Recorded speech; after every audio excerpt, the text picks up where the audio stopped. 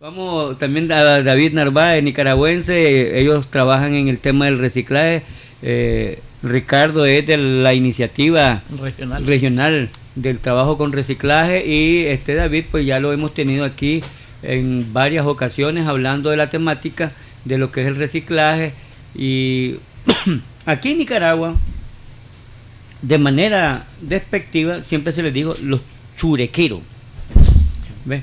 Pero claro, la gente lo dice con cariño porque es la palabra más connotada, pero la verdad es que en la modernidad se llama reciclaje. Diría un amigo, ese es eufemismo, es lo mismo, sí es lo mismo, pero y ahí, cada cosa tiene su forma de darle una connotación. A ver, David, entonces buenos días, Ricardo, buenos días. Buenos días, muchas gracias por la invitación. David. Bueno, sí, muy buenos días a nuestro pueblo nicaragüense, ¿verdad? Gracias a la Radio 580 por permitirnos esta mañana, ¿verdad? Gracias a nuestro invitado Ricardo Valencia, ¿verdad? Como decía vos, Carlos, él es colombiano, él está ahorita por parte de la iniciativa regional, ¿verdad? Que es donde calza el BID, Coca-Cola, Pepsi-Cola, Relacre, Fomín, ¿verdad? El Banco Interamericano. Y la Fundación Avina. Y la Fundación Avina. Hemos invitado, ¿verdad? Ricardo vino ayer, ¿verdad? Tuvo problemas en El Salvador, ahí se nos quedó, ¿verdad? En El Salvador, pero logró llegar hasta Managua, ¿verdad? Y entonces, ¿verdad? Desde RENICA, que es la red de emprendedores nicaragüenses del reciclaje en Nicaragua, Ricardo, pues ya tenemos rato también de conocernos, ¿verdad? Desde el año por allá 2011. Un compañero pues que siempre está al frente en el apoyo, ¿verdad? Solidaridad también con los recicladores de base a nivel de Latinoamérica y el mundo, pues, ¿verdad? Entonces, en Nicaragua se está desarrollando un proyecto sobre el reciclaje inclusivo que la IRR está apoyando este esfuerzo, pues. Aquí pues estamos aliados ahí con el Club de Jóvenes Ambientalistas, ¿verdad? Donde se están promoviendo, ¿verdad? La parte esta de hacer incidencia, ¿verdad? En unas políticas públicas para mejorar las condiciones. Ahora, Ricardo, entonces exactamente ustedes, la labor que vienen a coordinar, ¿cuál es? Bueno, la iniciativa regional para el reciclaje inclusivo es una alianza en la que las acciones y los apoyos económicos y los apoyos técnicos de estas entidades se llevan a distintos países de América Latina. En América Latina estamos experimentando un cambio que para mí es toda una revolución en la relación que tenemos con los residuos y con los recicladores. Ahora que usted mencionaba el nombre, en América Latina debe haber cerca de 20 palabras para sí llamarlos. A ver, que necesito conocer algunas. Hay buzos, porque muchos de los recicladores recuperaban en cuerpos de agua, que es donde se disponen muchas veces los materiales. Hay pepenadores, hay cirujas por cirujanos en Argentina, hay gancheros, hay cartoneros, catadores, recicladores. Oye, ¿y esos catadores a qué se dedican? ¿Cómo catadores, es el mismo oficio, pero así lo llaman en Brasil, catadores de materiales reciclables. Y hay 20 nombres. Luego se constituyó una red latinoamericana de recicladores y fueron acordando que la palabra con la que se sentían más cómodos para llamar su oficio era recicladores. Y han colonizado un poco esa palabra. La legislación nicaragüense está aprobada una ley, habla de reciclaje, no habla de otra cosa más que reciclaje. Hay una ley aprobada en lo general, que a mí me parece que tiene muchos elementos prometedores, porque por lo menos pone la atención en que los residuos se reciclen en lugar de botarlos. Que, Ricardo, no sé cuál será la experiencia, pero yo comencé a conocer el tema de hace como unos 3-4 años en la Asamblea Nacional. Sí. Estaba una ley general, pero dándome cuenta en el tiempo, no sé por qué razón, pues, o al menos que confieso, no conozco a fondo la temática, pero si no, pues es simplemente una muestra de mi ignorancia. Pero me llamó la atención que en Nicaragua está trabada la ley, ¿sabes por qué? ¿Por qué? Por interés de la empresa privada. Y yo no sé cuál es el problema que hay. O sea, nadie lo ha dicho claramente, pero sí estoy claro que la ley está trabada por el manejo de residuos que la empresa privada ha puesto sus acotaciones. Nadie me ha dicho, lo he ocultado, pero nadie así oficialmente me dice, es por esto. Ahora, lo que me imagino es que ellos tienen como alguna referencia transversal donde hay negocios de por medio. Eso es lo que me imagino yo, ¿verdad? Yo no soy experto en la situación nicaragüense, pero le puedo decir por qué algunos sectores de la empresa privada se oponen en ocasiones. Es porque botar la basura en un vertedero es más barato que reciclarla. Entonces algunas empresas se fijan en los costos que implica reciclar y piensan que es más barato botarla. Ahora, eso es insostenible, ¿no?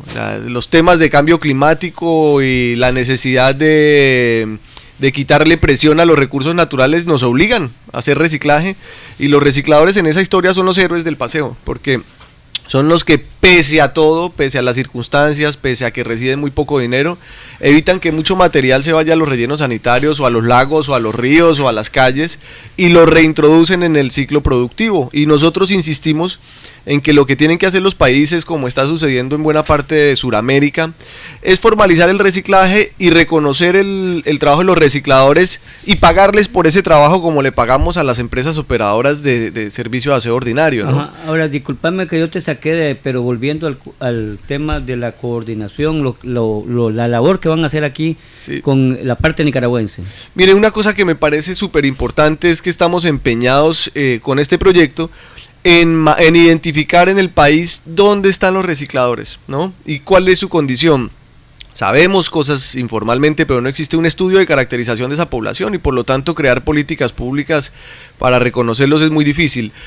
Nosotros sabemos que viven y trabajan en vertederos directamente. Eso es una historia que habla mucho de cómo se forma la conciencia de las personas. Yo conozco recicladores que no han salido nunca del vertedero, para no decir que no saben qué hay en la ciudad vecina, ¿no? A las 3 cuadras. A las 3 cuadras. Y nosotros pues trabajamos para que ese oficio se dignifique, ¿no? Para que puedan tener acceso al material cierto, seguro y remunerado, sin tener que enfrentar unas condiciones de trabajo que son muy riesgosas para sus familias, ¿no? Imagínense los niños. O sea que lo primero que están es tratando de ubicar dónde está el ser humano que labora en este Exactamente. tema. ¿Dónde están los recicladores? ¿En qué vertederos están distribuidos? ¿En qué ciudades? ¿Cómo está compuesta la familia? ¿Cuáles son las condiciones socioeconómicas? Y luego, por supuesto, ayudar en el proceso de organización y fortalecimiento para que estas organizaciones crezcan, puedan hablar con el Parlamento y decirle, tenemos estas necesidades en materia de normatividad, etcétera. Yo no sé cómo está organizado en el resto de América Latina, pero por lo menos en Nicaragua, porque me consta, porque hemos trabajado con David desde hace muchos años en diversas ópticas de ese tema. Ellos tienen un trabajo avanzado donde más o menos está ubicado por departamentos, sí, y ellos tienen un avance organizativo en cooperativa, por lo menos la más es la de Ciudad Sandino, pues la que yo conozco, pues. Sí. También hay una en Ometepe, sí, también la conozco. Detectado esto, ¿qué va a pasar? Bueno, varias cosas se necesitan. Uno, la ley general que está aprobada, pues tiene que aprobarse en lo particular, y en lo particular hay que cuidar que se remunere el trabajo de los recicladores y se los considere unos prestadores de un servicio público. Ellos hacen parte de una cadena productiva que alimenta la industria de reciclaje, y no pueden hacerlo en condiciones económicas subhumanas, indignas, ¿no? Deben recibir el pago por lo que hacen.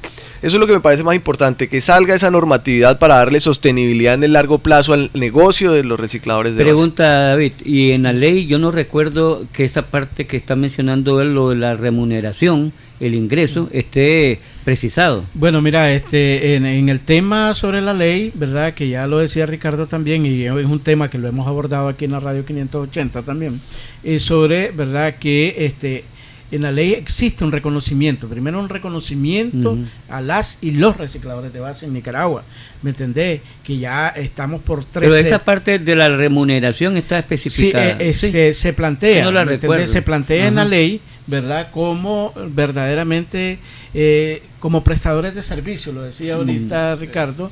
Por ejemplo, ya hay experiencia, no solo Ciudad Sandino, en el caso de Managua, ¿verdad? Ya con la empresa privada, cómo estamos trabajando, ¿verdad? De la mano, creando convenios, creando alianzas para que esto se vaya fortaleciendo. Recordemos que en Nicaragua, mira, lo que planteaba Ricardo ahorita también, se está realizando un mapeo nacional en Nicaragua para la identificación de las y los recicladores de base. Para esto ya tenemos un muestreo, ¿verdad? Hicimos un pilotaje en Ciudad Sandino, en Matiare y Tipitapa, ¿verdad? Donde ya arroja, ¿verdad?, información que casualmente pues mañana en una conferencia de prensa, el cual estamos invitando ya a la Radio 580, ¿verdad?, vamos a dar unas conferencias de prensa donde se van a dar esos datos, las condiciones de salud, las condiciones, ¿verdad?, de vivienda, las condiciones, ¿verdad?, del reciclador en el vertedero y en la calle, pues.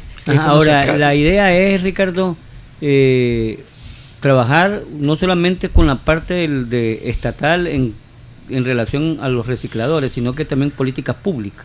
Claro, es indispensable. Esto sin política pública, lo que termina haciendo es que los recicladores terminan subsidiando a la sociedad. Le voy a poner un ejemplo, unas cifras de un estudio que hicimos en Colombia hace unos años ya.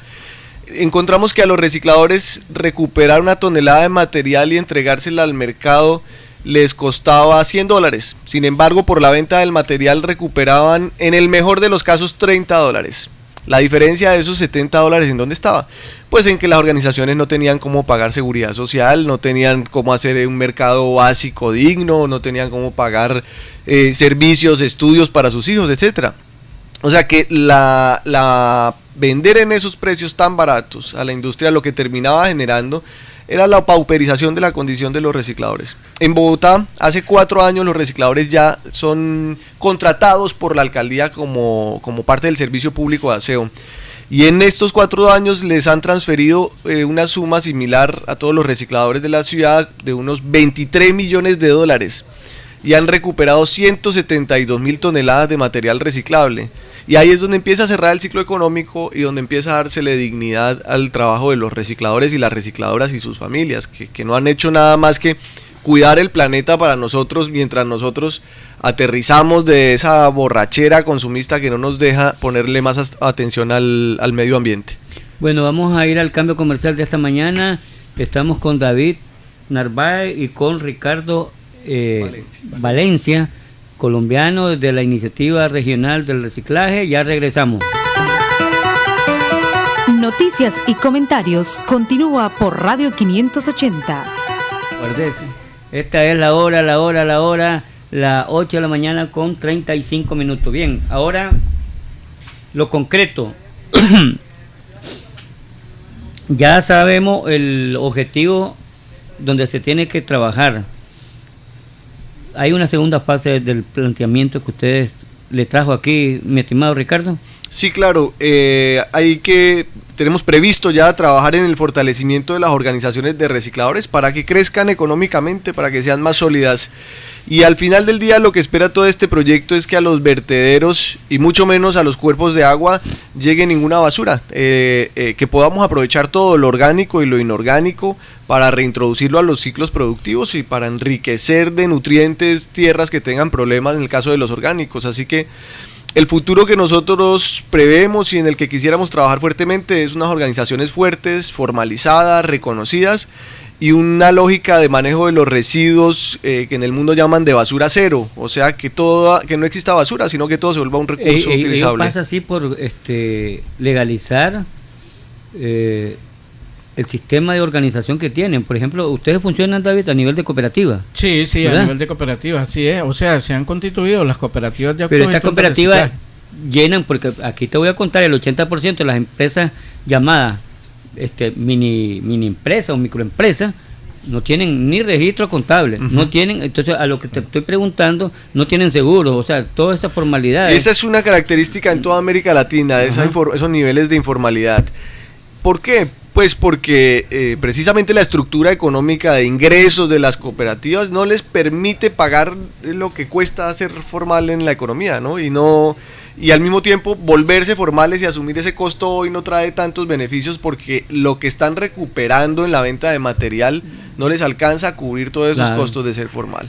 Y eso es una característica en toda América Latina. Menos que se constituyan como una empresa formal, que lleven registro contable, que lleven un control de ingresos y egresos, y más que la noción de la cooperativa en la gente a un nivel determinado, como el de los churequeros, los recicladores, no está como dando pajarito volando. Claro. Hay que recordar, Carlos, que por ejemplo aquí hay una ley que regula a la parte E, que es la ley 499, la Ley General del Cooperativismo de Nicaragua.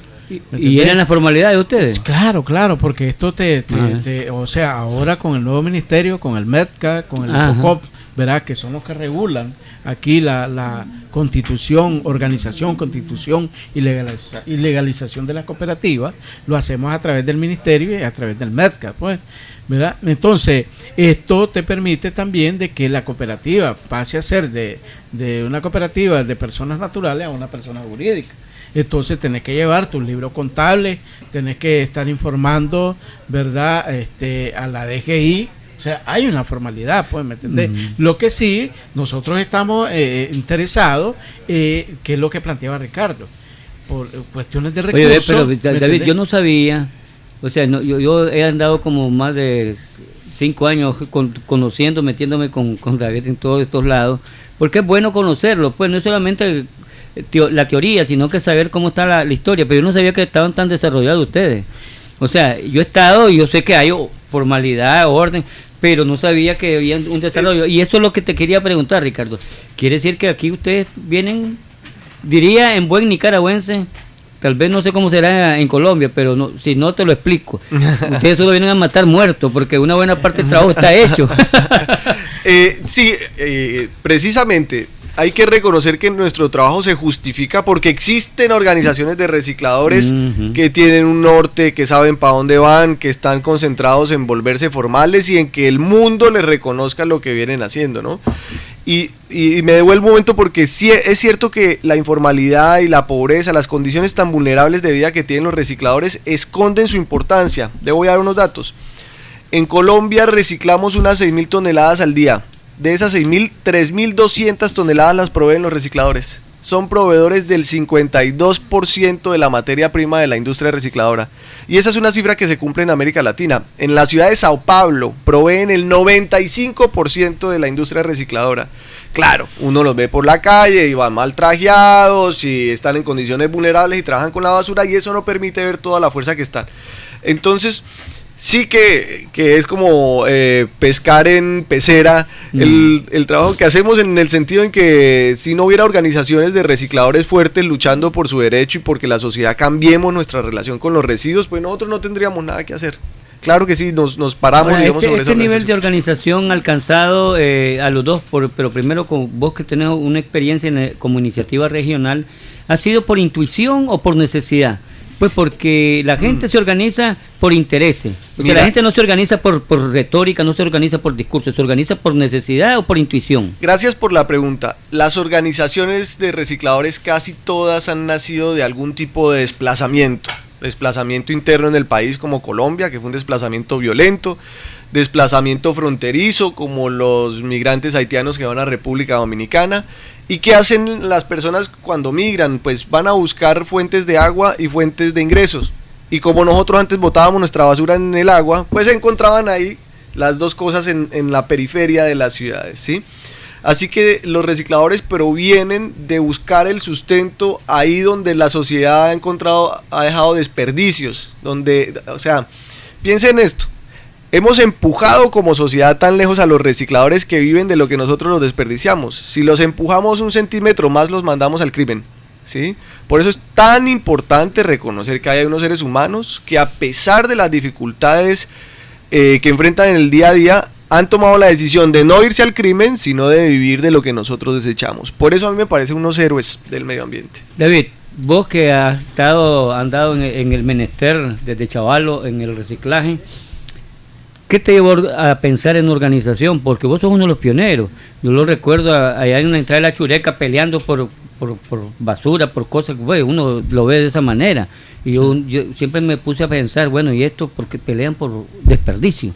Pero claro, cuando ya uno se mete a conocer no solamente lo que ve, sino que cómo están las cosas, ¿qué le llevó a organizarse a usted? ¿O alguien te enseñó la necesidad, la intuición, que unidos es que podían resolver las cosas? ¿Cómo tu experiencia? Bueno, te voy a contar de que yo llego de 9 años al vertedero más grande de Centroamérica, como es la Chureca, ¿verdad? Con una familia en extrema pobreza, una madre con 13 hijos, ¿verdad? Un padre alcohólico que murió.